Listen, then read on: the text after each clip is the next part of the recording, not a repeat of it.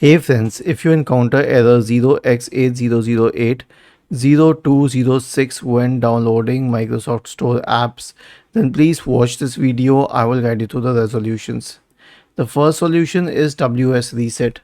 Press the Windows key and the R key together to open the run window. Type the command WS Reset and hit enter. This will reset the Microsoft Store cache and you will be able to reopen it. The next solution is to disable proxy. Press the Windows key and the R key together to open the run window. Type the command inetcpl.cpl and hit enter.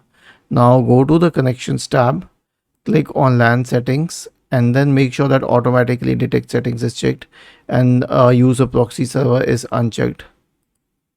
Click on OK to save the settings.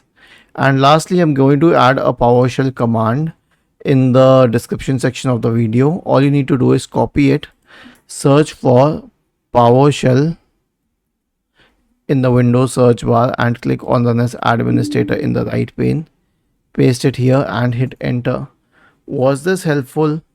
If yes, then please subscribe to the channel. If not, then let us know in the comment section of the video on how we could help you further. Thank you for watching this video and have a nice day.